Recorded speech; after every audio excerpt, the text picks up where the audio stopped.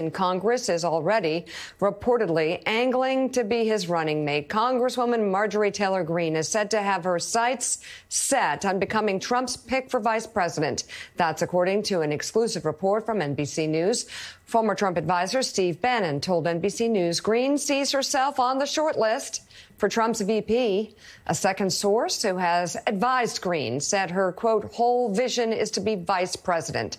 The source added that Greene's VP ambitions are at the heart of an effort to rebrand herself as a politician who can work with Republican hardliners and its establishment wing. This could explain why she was so heavily involved in the push to get Kevin McCarthy elected as Speaker of the House. Bannon said her support of McCarthy was a power move with the long-term goal of being a player. Greene's spokesperson responded to the report saying the Congresswoman is laser focused on serving the people of Northwest Georgia, adding that her committee work is a top priority and not 2024 rumors. George Conway, you know what? Anything is possible in the age of Trump and in the age to kind of reference back to our previous conversation where these social media companies have absolutely no accountability compared to other publishers. And Nick Clegg can decide whether or not our democracy is safe from criminals who want to rise to power and then abuse our Constitution and our democracy and promote insurrections and riots. I mean, that's kind of where we are. And Marjorie Taylor Greene, I will just put my marker down right here and say this is a potential reality unless people get their heads on straight. Yeah, oh yeah. I mean, it's in a way she's perfect. Trump, Greene, 24, a crack in every pot. This will be the sociopath party ticket.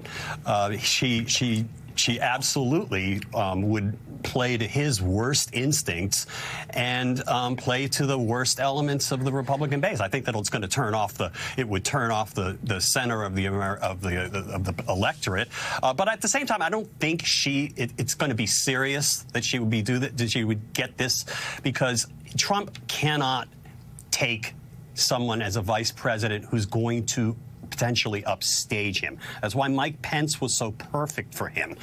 Pence was, so much of a cipher. I mean, he'd drink water when President Trump drank water at a meeting.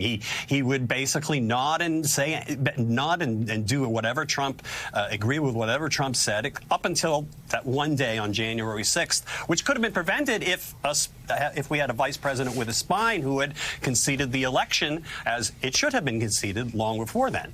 So I don't think it's a realistic possibility, but the fact that we're even talking about it is horrific. John, who knows if this will happen, but as Mika and George both say, would you put it past Donald Trump? He certainly has. No. He likes her a lot. He likes what she says about him anyway. But let's look at this from the other side. If you're the Biden campaign, assuming he does step out and run, you say, we like this ticket. This would be great. If the idea is to broaden the electorate and win back some of these suburban women, say, that you lost in 2022 and 2020, I'm not so sure this is the way to do it. When Marjorie Taylor Greene was appointed to some of the top committees in the House, West Wing aides were literally high-fiving each other because they know that she can be painted as the sort of symbol of this new Republican Congress, radical, out there, a 9/11 truther on the Homeland Security Committee.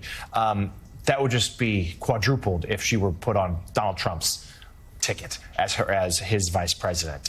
It's already mission accomplished for her. The more she is talked about, the more of a celebrity she becomes on the political right, the more fundraising she can do. She's already a force in the Republican Party. The Biden White House doesn't have to do that. She's already there as someone who is going to have some weight.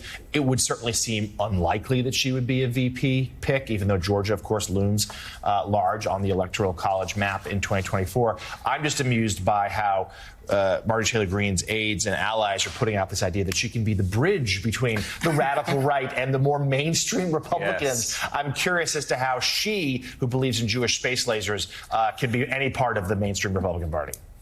No, I wouldn't. I would not do any high fives. Anybody in the Democratic Party in the White House, just keep your head down. These people are dangerous.